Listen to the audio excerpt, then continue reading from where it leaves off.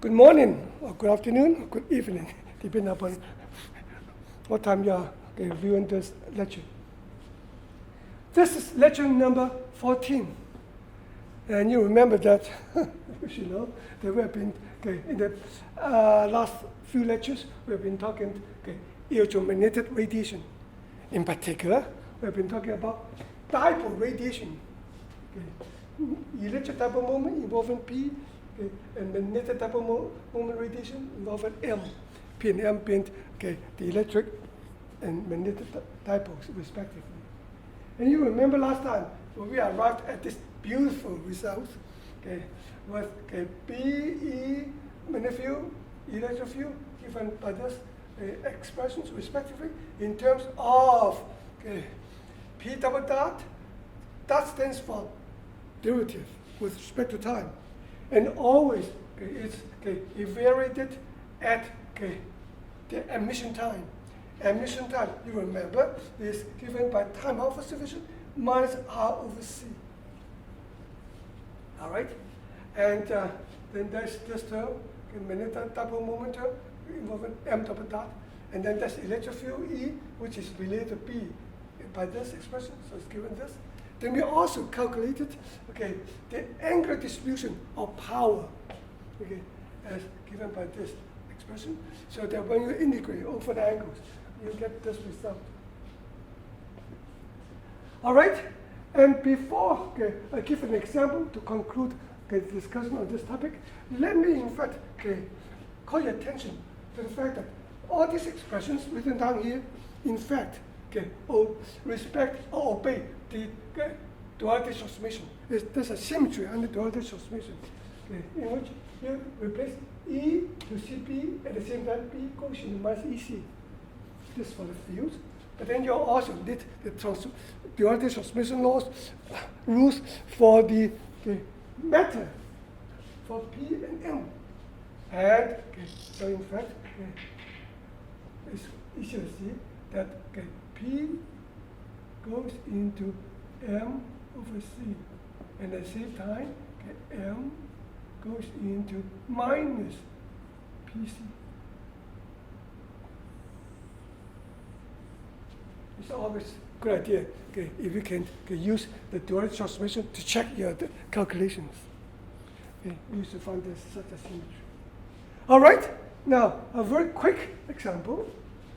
Then we'll move on to the most exciting topic for this course, special relativity. All right, for this example, let's talk about an oscillating electric dipole moment. So P is equal to P naught along the z direction, say, and cosine omega t. So this time dependence. All right, so let's write down, figure out what's E, the electric field E. The electric field E will be given by this term, so that E is equal to mu naught over 4 pi, 1 over R, and R hat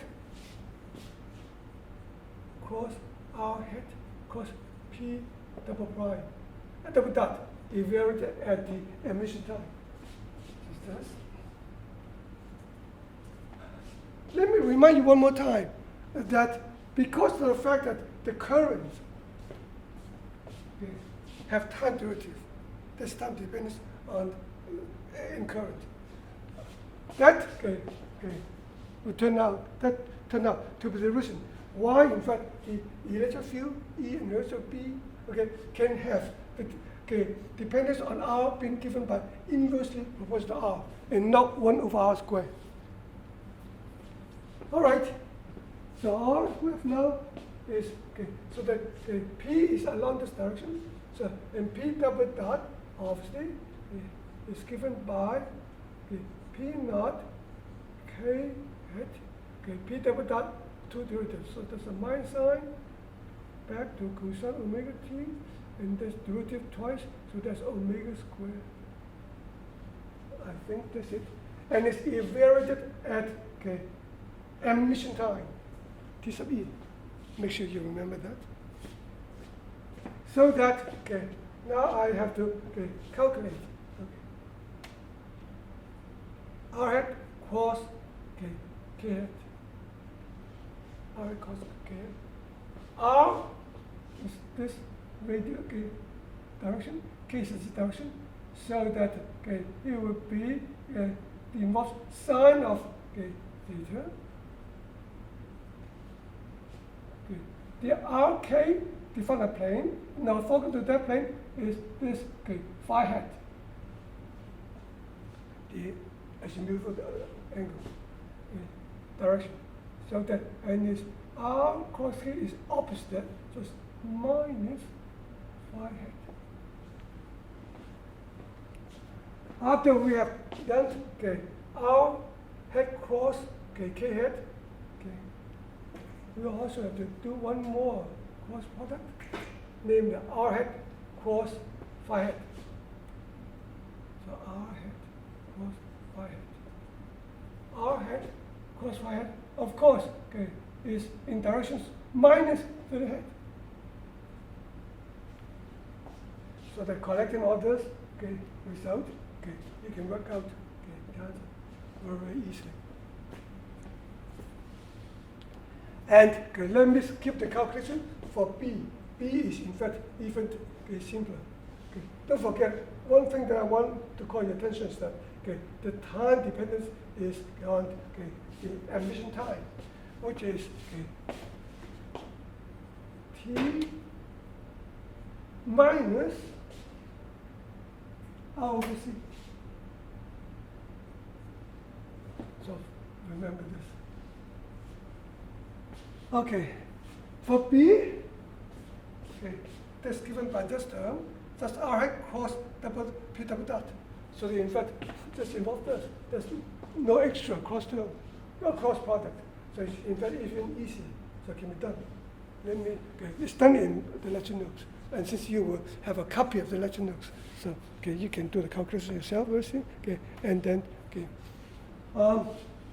compare your calculation with those that you found in the lecture notes. All right, finally, let's calculate the power of radiation time average.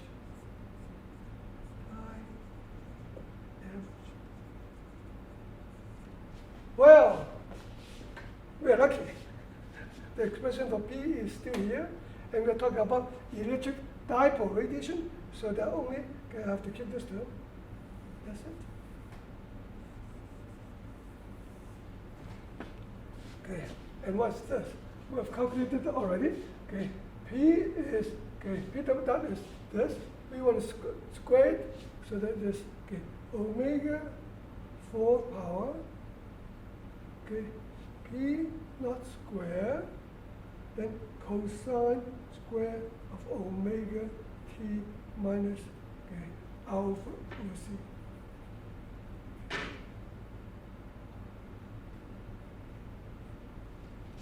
And we're interested in the time average value.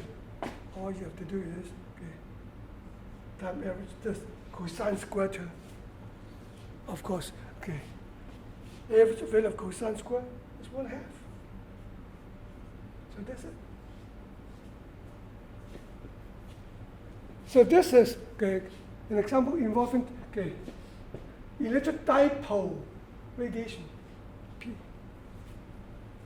Let's do, in fact, one more example, in a way. And I'm done with all this. Let me just erase this. It's done again in my lecture notes. Let's example 2. Let's ask consider magnetic dipole moment oscillating. It's M the magnitude, not K hat cosine omega t. So if you compare this magnetic dipole moment with the electric dipole moment that we have just considered, they're the same form. So all you have to do is replace P by M over C, and P naught by M naught over C. So you get this. So that you can use the expressions the second term involvement for the all these terms involving M double dot, and do repeat the calculations. But in fact, an easier way to do things is the following. And also, well, in any case, you can use the easier way to check your calculations. Namely, you should use the duality transformation. Wherever you see P, that's replaced by M over C. And you interchange in a way, E and B. That's all. So this concludes our discussion on electromagnetic radiation. And since I have no use for this anymore, let me erase all this.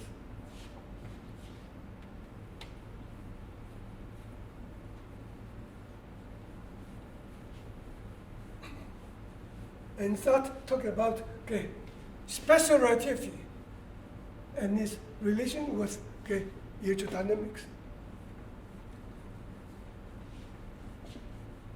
From a study of electrodynamics, we know that light is a form of electromagnetic waves.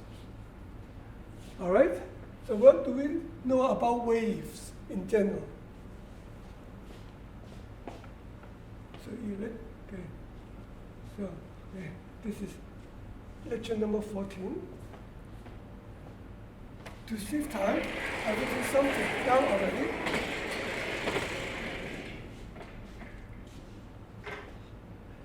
Let's compare electromagnetic wave with a wave that we're familiar with, sound wave, let's say. Sound wave, as we know, needs a medium to carry it. If you are now in class, I'm talking to you. If there's no air, between you and me, you will just will not hear anything. You will just see me doing this. No sound. Sound needs a medium to carry. So, since electromagnetic wave, light is an electromagnetic wave, and so people thought that all waves need a certain medium to carry. So, it was thought that there needs to be a medium to carry light. And since we see stars in the sky, so that means that, well, we know that the medium between the star and us is, well, mainly a vacuum. So since we see the light from star, that means that, in fact, there must be a medium between the star and us, which carried light from the star to us. There's a medium, even in vacuum, to do that. And that medium is known as ether. So in the 1800s, people started looking for this medium, ether. But interestingly enough, ether was not to be found. Another thing interesting about light, electromagnetic wave, is the following. Namely, as we know, let's go back to the analogy with sound wave. If you're in between the source of sound and the listener, there is air, and if the listener is stationary with respect to air, he or she found that sound travels to him or her at a certain speed. But if he or she goes towards the source of sound at a certain velocity, that he or she will find out that, in fact, the velocity of sound will be different. Then, for example, when he or she was stationary, or when he or she was moving away from sound. So that in general, the speed of sound is directional dependent, dependent on the motion of the listener and also of the source of the sound. So the people look for that directional dependence of propagation of light.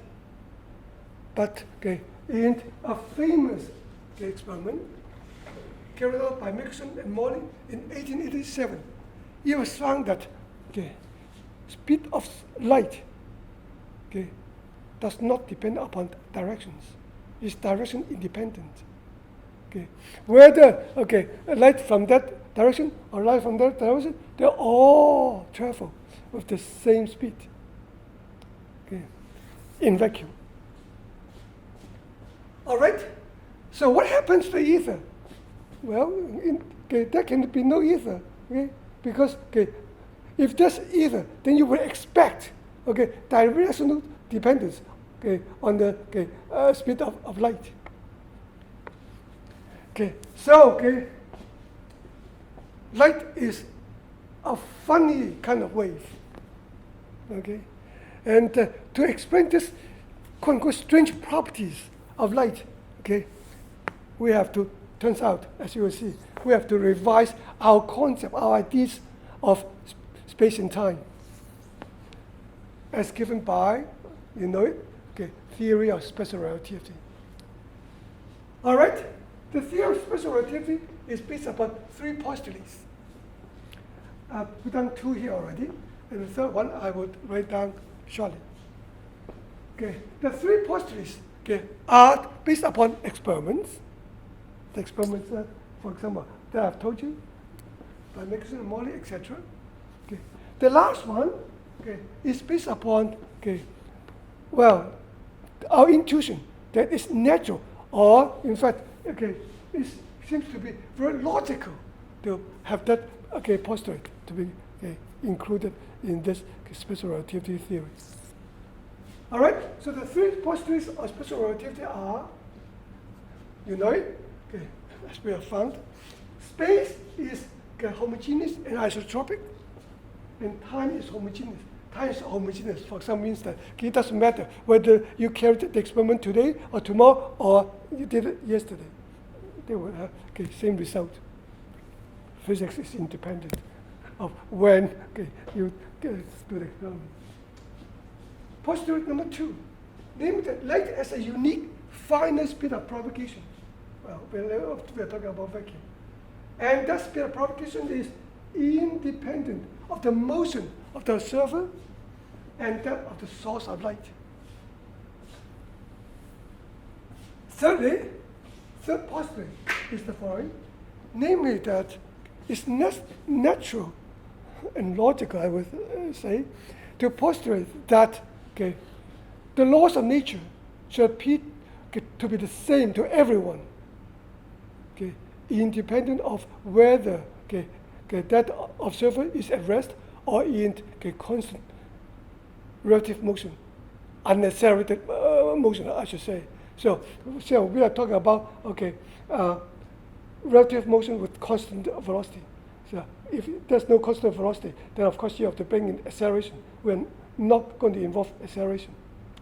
It turns out that if you take into account acceleration, then you'll be talking something close to given by, in fact, the theory of special relativity. We're not talking about that. Okay, so let me write that down. Laws of nature should appear to be the same to everyone.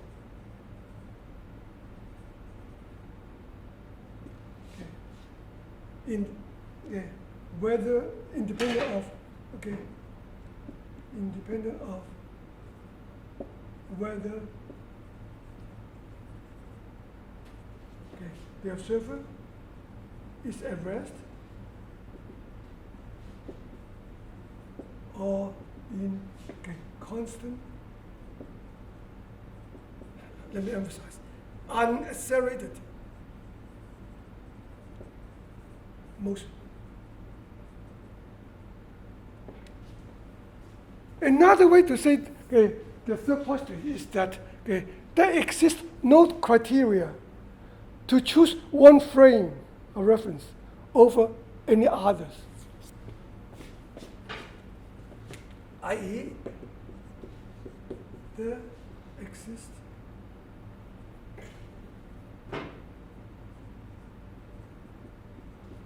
no criteria to choose one particular frame of reference over others. And based upon these three postulates, we are going to develop the theory of special relativity. And then we will show the connection between special relativity and electrodynamics. And it'll be exciting. All right. And let me start here.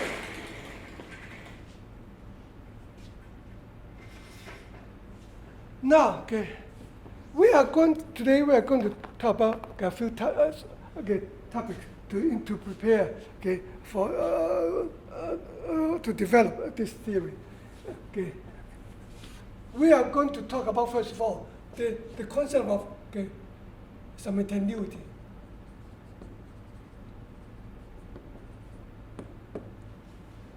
Then we will discuss the phenomenon of time dilation. Then next, we'll talk about space contraction.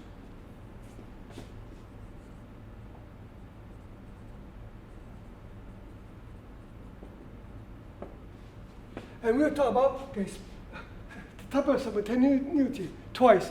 One at a qualitative level, and the other one would be simultaneity. It would be at a quantitative level.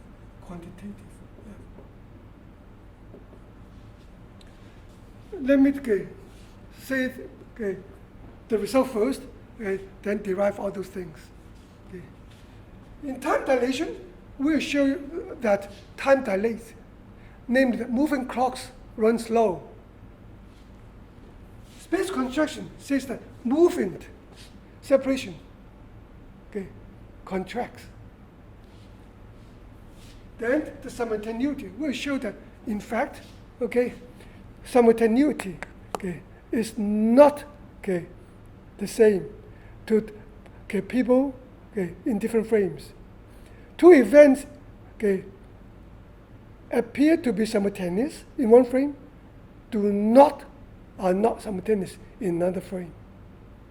And in particular, synchronized clocks in one frame are not synchronized in another frame. So that this gives rise to this strange phenomenon of lack of synchronization of clocks. Synchronization.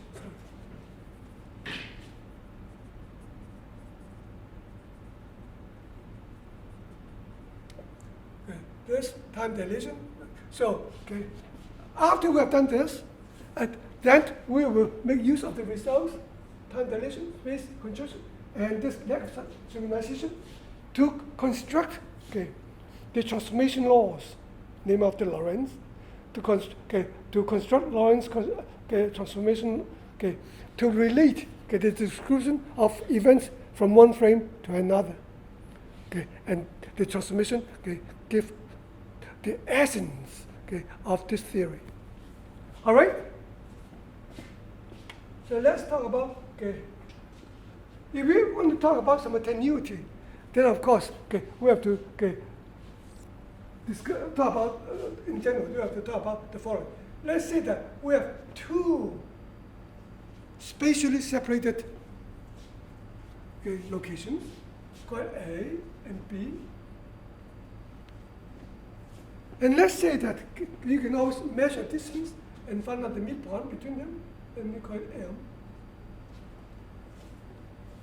This is one particular frame. You can do the same thing in other frames.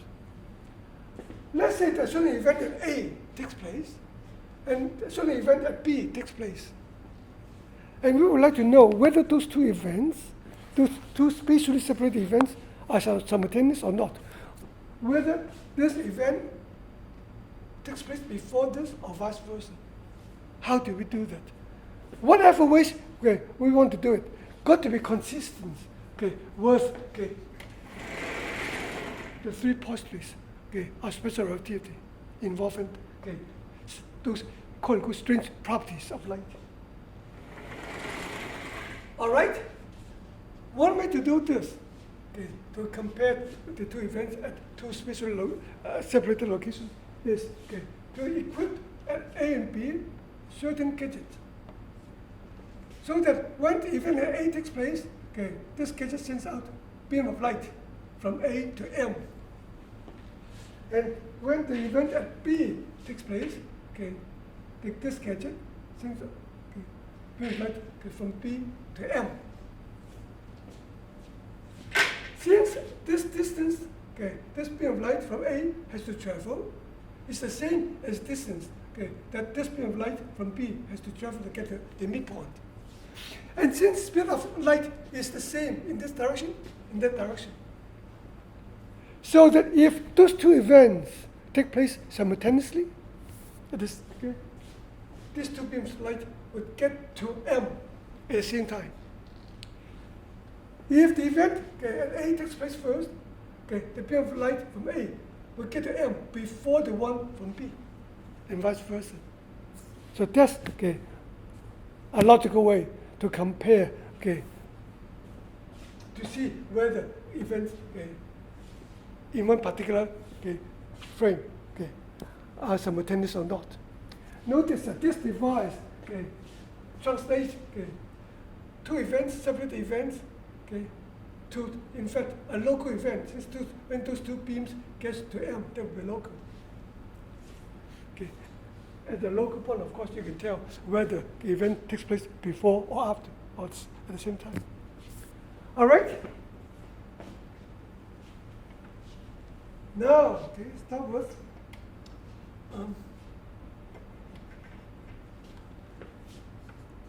discussion of simultaneity at qualitative level. Qualitative discussion. We'll be more specific later. All right? In the theory of special relativity, what we would like is always to compare events. And we also want to compare events as described by different observers. By different observers, I mean observers in different frames. And the two frames that I'm going to choose would be familiar to all of us. The frame, frame number one would be Franklin Street. Frame number two would be a bus running on Franklin Street at a constant velocity. So those two constitute the two different frames that I'm going to talk about. The street frame of reference and the bus frame of reference. So let's discuss having a bus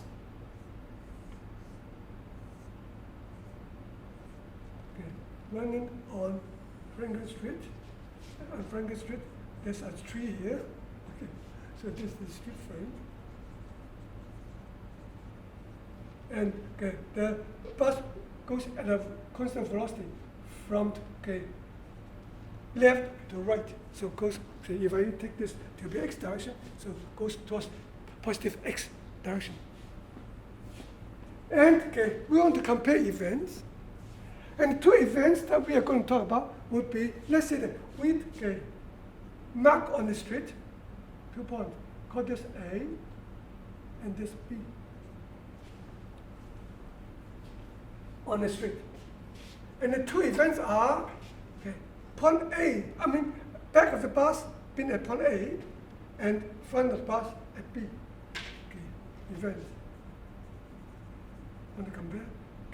End of bus at A, and number 2, front of bus at B. Let's say that the observers on Frank Street notice that when the front of the bus get to be at B, the back of the bus get to be at A.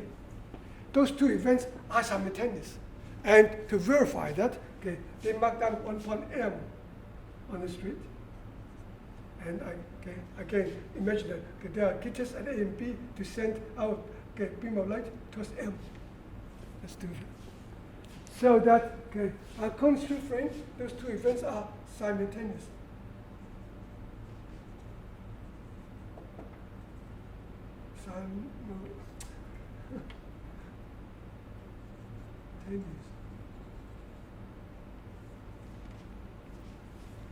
Furthermore, so all we have to do is send a beam of light when those two events take place. Then later on, of course, those two beams of light will get to M. Let me draw that. So this is 3 here. 3 is not moving, stationary on the street. And let's say this is A, this is B, this is M. The beam, two beams of light gets to M. But by that time, since speed of light is finite, when the two beams get to M, the bus will have moved certain distance already. So let me.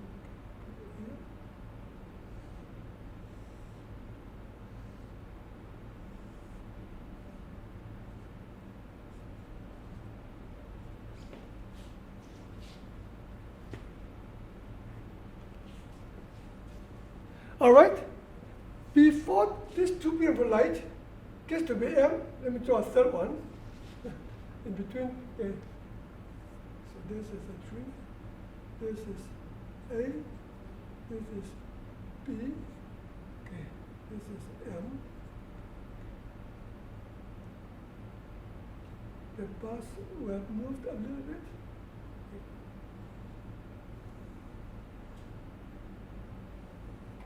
So let me mark the midpoint of the bus. Obviously, since the bus is moving with velocity v towards M, away from A, so that the beam from B will get to the center of the bus before the beam of light from A. Light from B reaches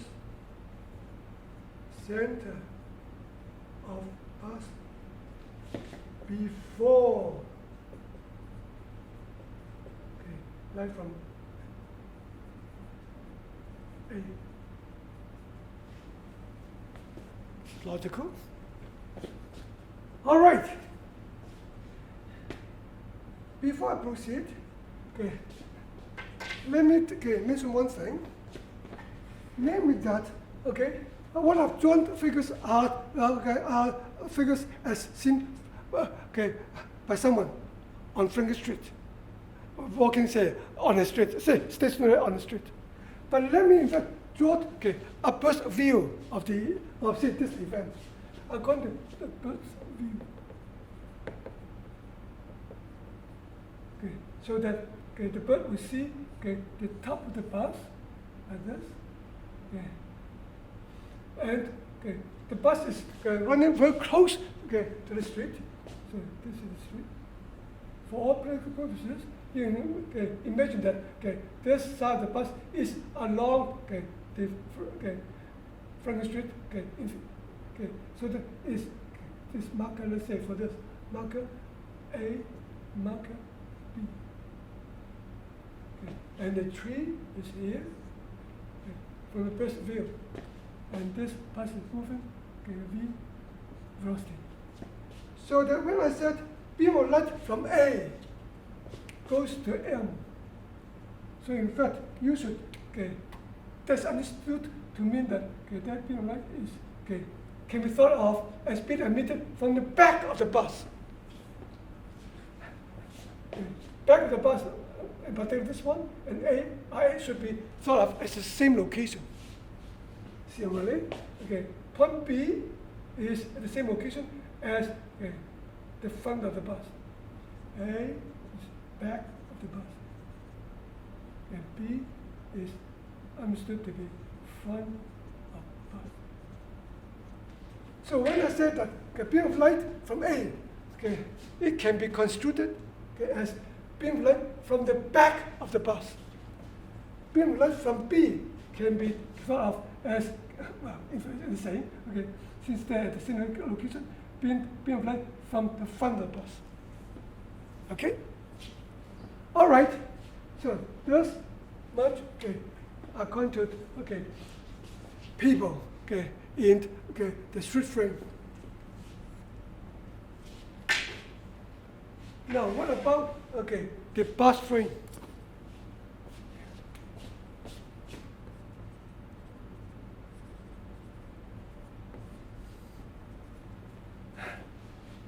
In particular, the observers on the street can ask the observers on the bus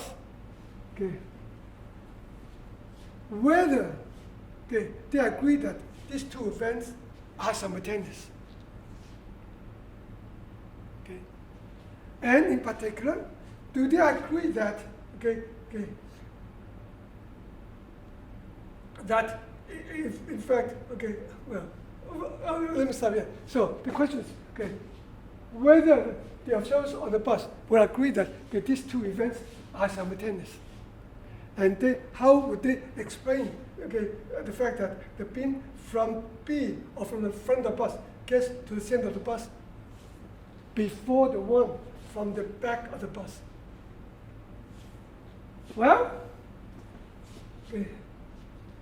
the people on the bus frame said that no, not simultaneous. Those two events are not simultaneous. Why? They said, you're right. Those people on the bus said to the people on the street, the beam of light from the front of the bus gets to the center before of the bus, before the beam from the back of the bus. Well, those two beams arriving at the center of the bus is an observed fact. So no one can dispute those.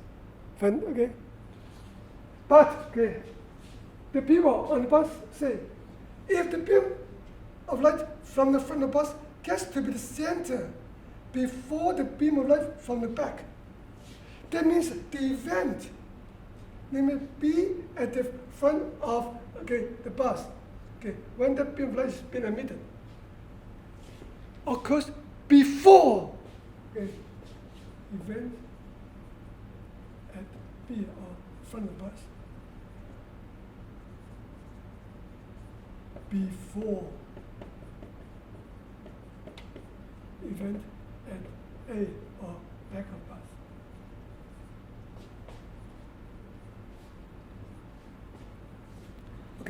So let me draw a figure for the first event.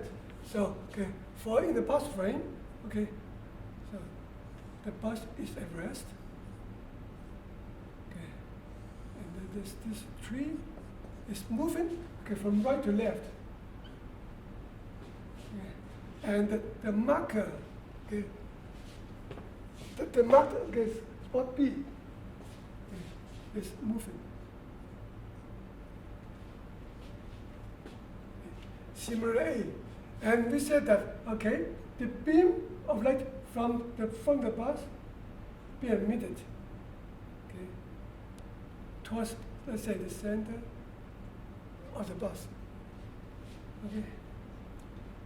And then later on, the bus is not moving. B will have moved a certain distance already. When the line of beam of light from the back of the bus or an A being emitted. So there's A is at the second event, A at the back of the bus. later, the beam of light being emitted from A. Okay?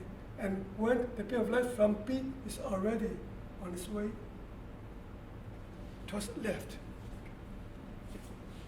So the obviously, okay, now, okay, according to the people on the bus, event B being at the front of the bus occurs before, okay, the event A being at the back of the bus. All right? Since this event takes place before this event, okay, this event takes place when B is at the front of the bus. When this later event takes place, B, of course, will have moved a distance already. B and, okay, and A also moved it that direction with velocity V. From this figure, you see right away that, in fact, okay, well, according to the people on the street, the separation A and B is the length of the bus.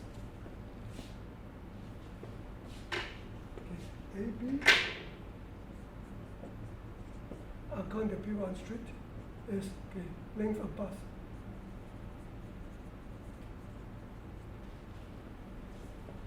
But according to people, okay, on the bus, okay, actually, okay, length of bus is greater than the separation of AB according to people on the bus. So not only do the two different sets of observers disagree on the simultaneity of those two events, but they disagree also on length along the direction of relative motion. So, without doing any algebra, okay, we have come to two very interesting conclusions already. Simultaneous events in one frame are not simultaneous in another frame. Length measures along the direction of relative motion also are not agreed upon by the two different sets of observers. By how much? That's what we'll come to. All right? But let me come back to this one, namely that the two different sets of observers disagree on length as measured along the direction of relative motion.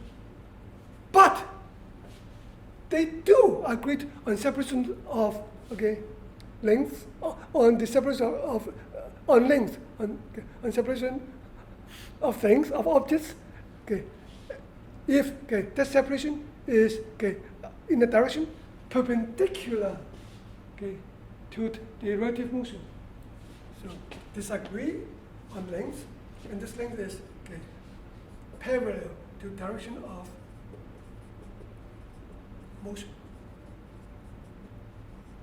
So they disagree with the observers on the street. But the two sets of observers agree on separations as measured in a direction perpendicular to that of motion. Why? Why do I say that? Let's imagine that there are we place two objects on the bus. The people on the bus place two objects, and so this separation of these two objects is along this direction, which is perpendicular to the direction of relative motion, and they claim that these are separated by length L. If assume that the observers on a street disagree Okay, they said, no, in fact, your length is, okay, the separation is less than L. Okay. So if that were the case, then the people on the street can't, you can imagine that, set up things such that they put two things. Okay. Separated. Okay, this is L. Okay. According to, say, PHYS. According to the people, let's say, on the street, in fact, this is separation is not L. It's more than L. In fact, you can put two objects, enclosing these two objects, and this is L according to a street. So that when the bus goes by, the two objects, the separation which according to the bus is L, in fact, it can go between these two green objects, which the separation as measured by street is L. If that were so, then all the observers got to agree with that. This is an observed event. Everyone agree that these two goes between these two green objects. Okay, but if that were so, but if this separation, on the street, on the bus, appears to be smaller than that, on the street, then that would constitute a way to prefer one frame over the other one. Since I'm a relatively short person, so that I would prefer the thing to be shorter, so that I would prefer, I would say that, the bus frame is special to me, But you remember that the third postulate of special relativity says that there exists no criteria to choose one frame over others. But if those two lengths are not same, then that would constitute a way to do that, violating the third postulate of special relativity. So that may not be true. So that means that only that the two different sets of observers agree on separations as measured in a direction, perpendicular direction of motion. Direction of motion, this one, here we measured the separation along this direction, perpendicular to the direction of relative motion. All right, we'll come back to this point later on. But now it's time to talk about, I just erased. Time dilation phenomenon. And I'm done with this. And, well, yes, I don't think I need to keep this, so let me erase all this.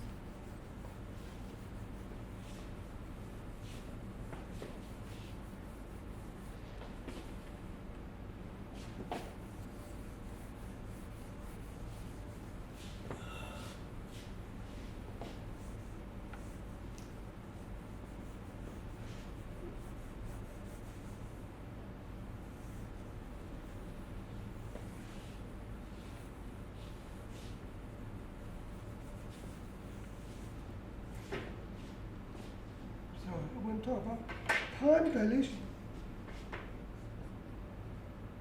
You see what we mean by that in a moment.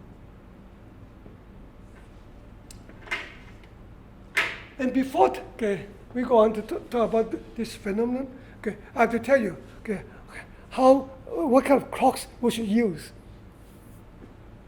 And then how we synchronize clocks in different locations in any frame.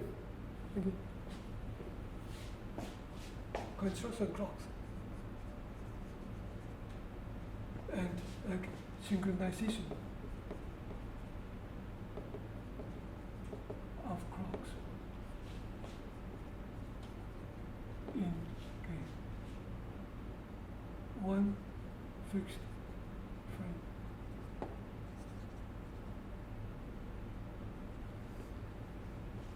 the clocks that we're going to use will be constructed so that all the criteria of special relativity being obeyed, namely that would be this clock would be consistent with would be in harmony with the quote-unquote strange properties of light.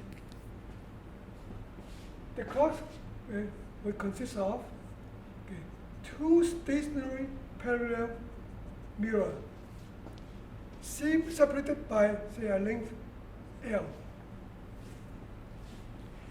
Let's say that at the bottom mirror, there is a gadget that emits beam of light to go from bottom to top and then bounce back.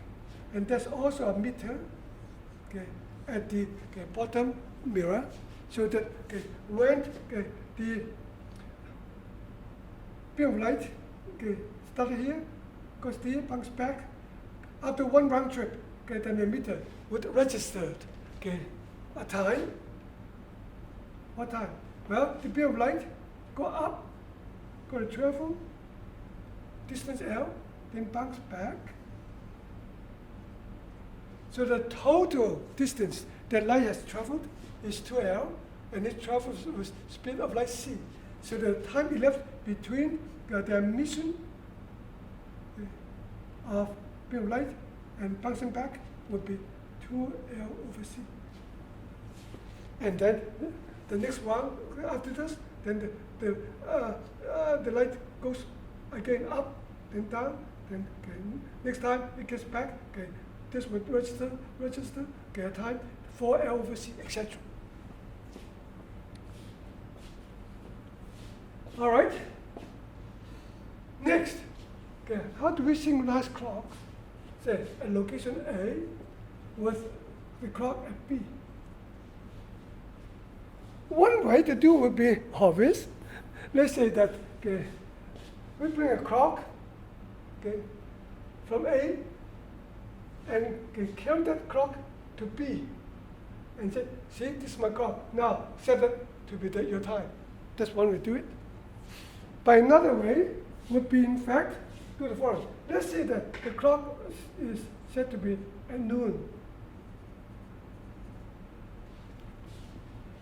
At that time, a beam of light is sent from A to B. And let's say that, AB is separated by a distance d. So when the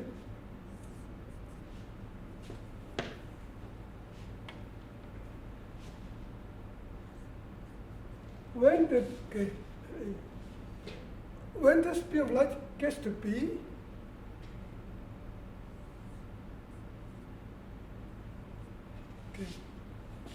B is instructed to set the clock D over C past noon.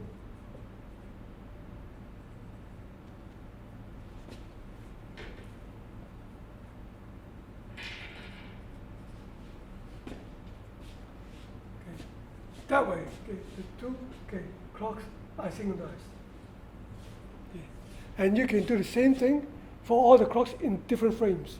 The different observers in different frames can synchronize their own clocks that way. And in order that the different observers agreed on the unit of time, let's say that they all use clocks separated by the same amount L, and these clocks are put in such a way that this L is in the direction perpendicular to the direction of relative motion that we're interested to talk about. All right? Okay, now that we know how to synchronize clocks, we can tell all the observers in the different frames to synchronize their clocks in their own frames. Okay, so now we can go ahead to talk about the phenomenon of time dilation. Let's say that in the straight frame, there's a bus.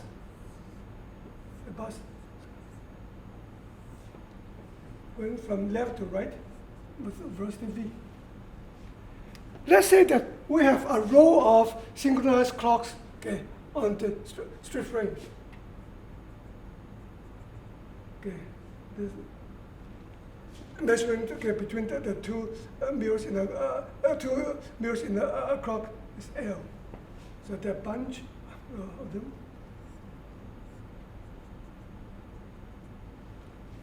And let's say that there's also a clock on the bus with the same spacing between mirrors in the clock, so that the different observers, the observers on the bus and the observers on the street would agree on a unit of time. And let's say that at time 0, the clock reading on the bus also is 0. Okay, let's say that it starts at 0, then the beam of photon we start its journey to go up to the top mirror and then bounce back to the bottom mirror for one round trip.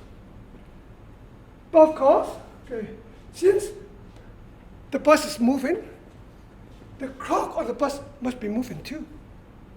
And since speed of light is finite, it takes a certain finite amount of time for this beam to get to the clock and back. By the time this beam of clock goes back to the bottom mirror in one round trip, the bus would have moved a certain distance already. So let me in fact draw this. So initially, let me use in fact a green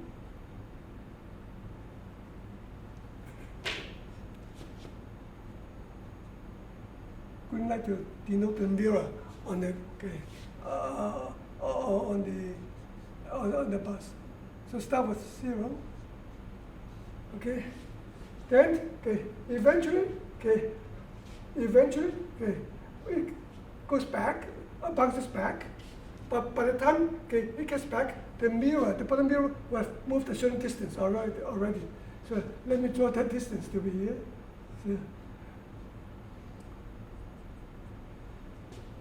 So according to the people on the street, the photon beam in the mirror on the bus takes on a zigzag path instead of up and down, as observed by people on the bus.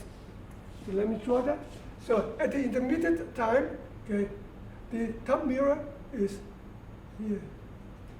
So that this photon beam will go from the top, on the bottom mirror, goes to the top mirror, and bounces back to this.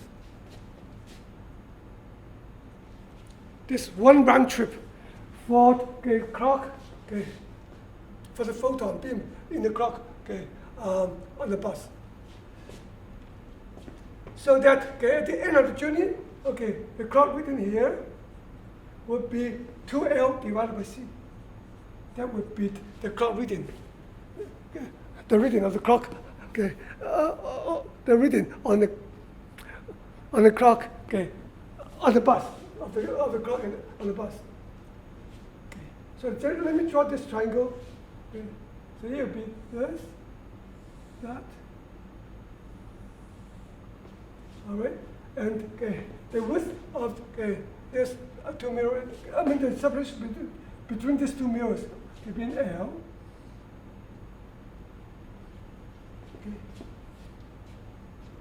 All right. Now, this moves with velocity v. Let's say that by the end of the round trip, the clock reading, all those clocks on the street will read, say, delta t, from 0 to delta t. So this delta t. All right, so that, since the bus is moving with velocity v, the mirror is moving with velocity v.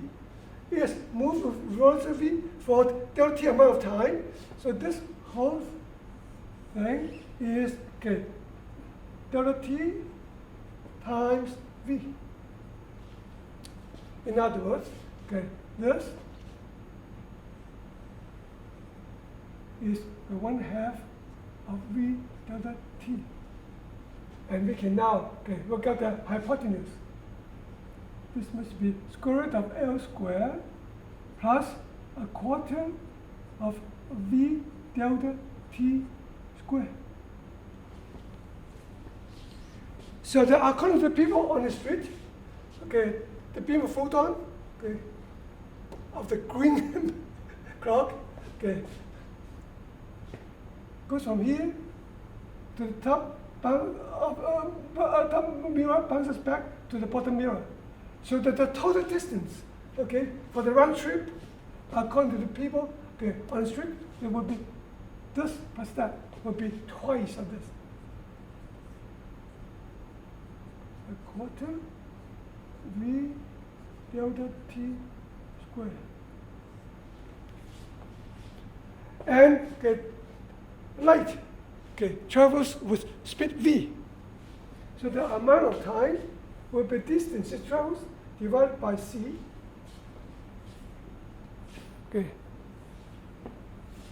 That will be the time. Delta t.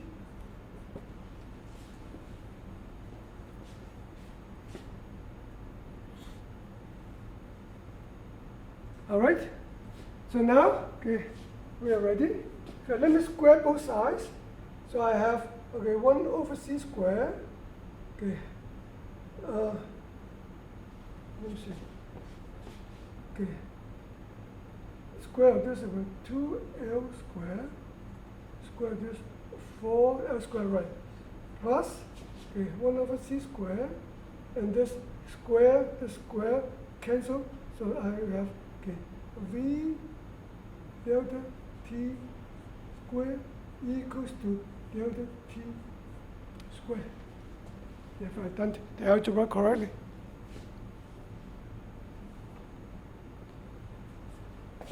All right. Let's see. Let me put this to the other side.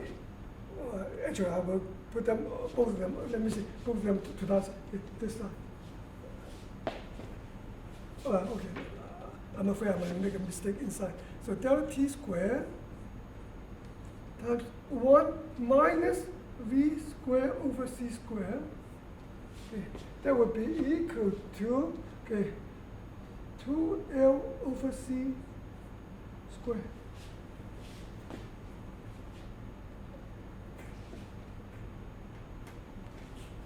Take square root. So that delta t will be equal to 1 over square root of 1 minus v squared over c squared times 2L over c. I should be more careful with my writing. 2L over c. According to the people on the street, delta t amount of time we have elapsed for this whole journey of the beam, and the green clock, the clock on the bus. Whereas, according to but the clock on the bus will have registered only this. So this is time registered on the bus.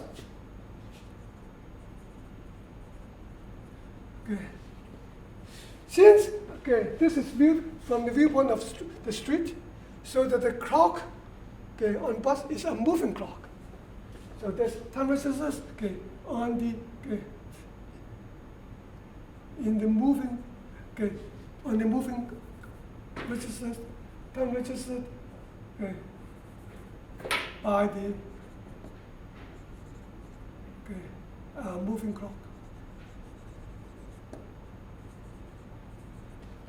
And this is time registered okay, for the stationary clock.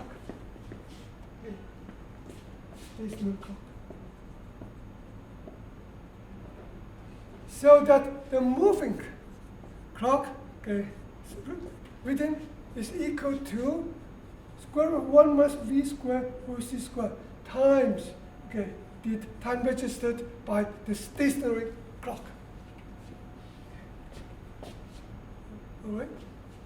So that the time registered on the moving clock is smaller than the time registered on the stationary clock by this factor.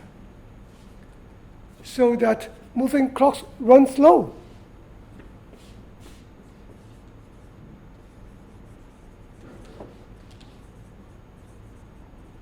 Run slow. How slow? Slow by this factor. Please commit to memory this factor, important factor, square root of 1 minus v squared over c squared. Okay. So this is phenomenon is known as time dilation.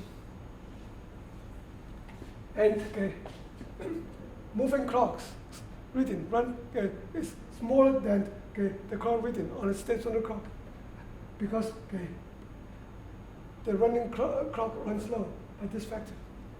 All right, so this is time dilation.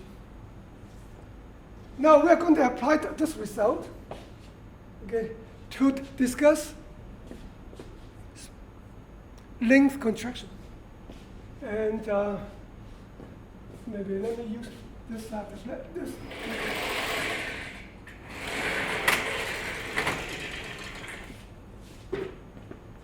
Length contraction. I'm going to show you that moving length contracts. All right? And so let's say that on the street frame, the bus is moving from left to right. Let's say that people on the street mark 2 points on the street. One point is L, the other point is R. And now according to people on the street, the separation of L and R street is C, L. This is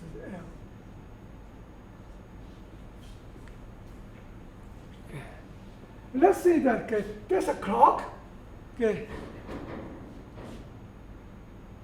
on the bus.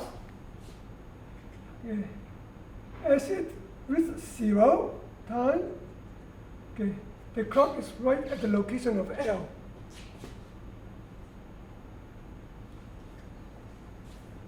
Of course, then later on, the clock would have, the bus would have moved, to the right, so that, later,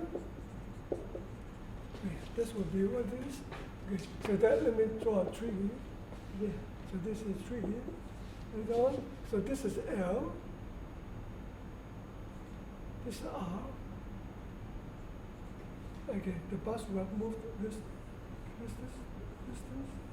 So that, this is the clock on the bus. Let's say that the clock reading is 0 to start with T prime.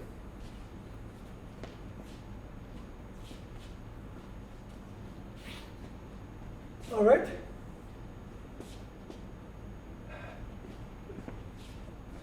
So let's say that there's a clock at L and R on the street. That's synchronized. At the time when the clock on the bus is at the location of L, the time is 0. When this is later. Oh, here, I'm sorry. This here also. So when the mirror gets to be, the mirror on the bus gets to be at the point R, the clock reading at R, let's say, delta T, call it T, just T.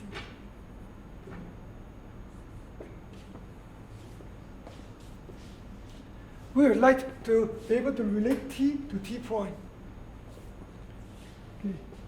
and then deduce the phenomenon of length contraction. All right? Now, according to the people on the bus is at rest. And it's the tree that's moving. And there is that clock on the bus.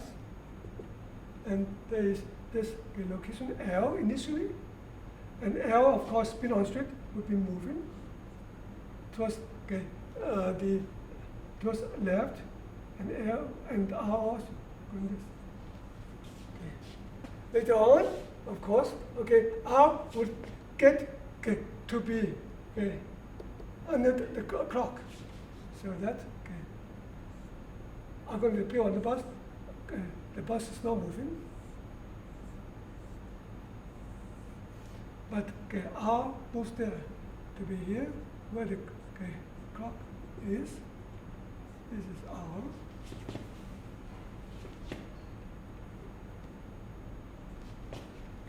Air will have moved here already, and the tree will have moved somewhere here.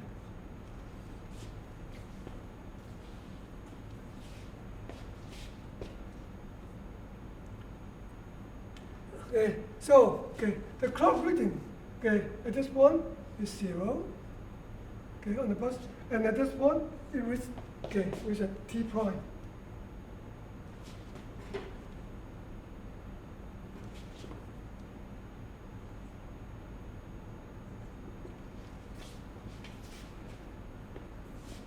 Now R has to travel from this to there, to where L was.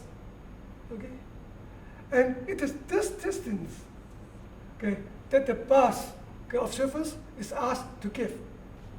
Let's see that according to the people on the bus, the separation of L and R bus is L prime. And R has to cover this distance L prime in the amount of time T prime.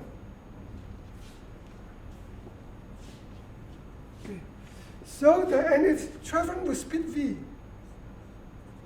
So this must be equal to T prime times v. This is my R. Seems right. Now the question is, how is T prime related to T?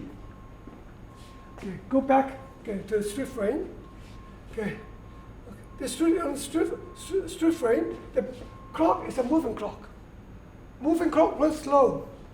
So that how slow? Well, this T prime must be equal to T times the famous square root factor of time dilation. 1 minus V squared over C squared. So then now we can figure out L prime is T prime times V, and T prime is T times the square root.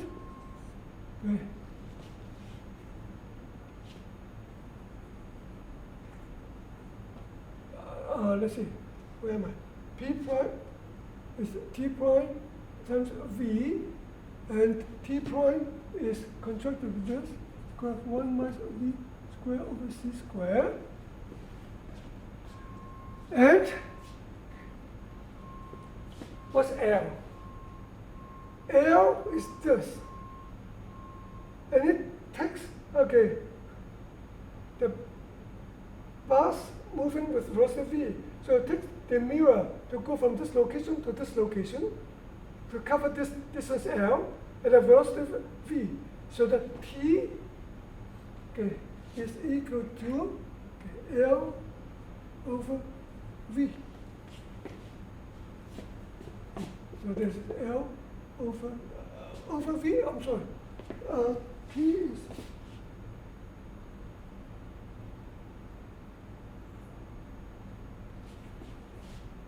I haven't finished. T prime is T times this, then times V. Scared me for a moment, I forgot about this. Okay.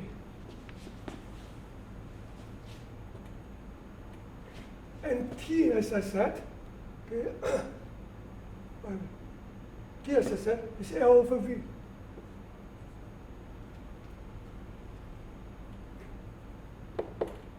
So the L over V times square root of 1 minus V squared over C squared. V cancels. So conclusion is that L prime is given by L divided by square root of 1 minus V squared over C squared. L prime, you remember, okay, is okay.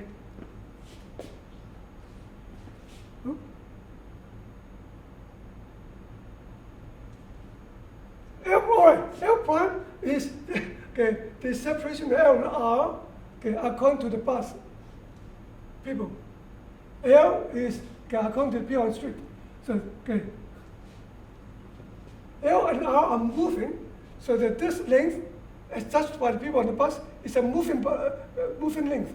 So moving length contracts by this factor. This is stationary length. So that okay, moving length contract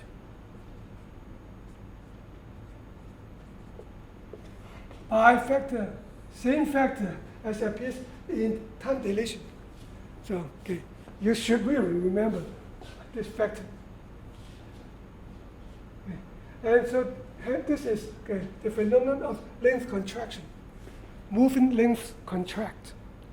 And this length contraction is sometimes known as okay, the Lorentz, the famous Lorentz of Lorentz transformation that I'm going to tell you in a moment. Lorentz Fitzgerald contraction.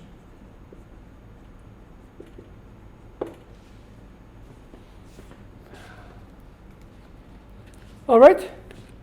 So let us pause here and stop here and continue. Okay. In next time in lecture number 15. So this is the end of lecture 14.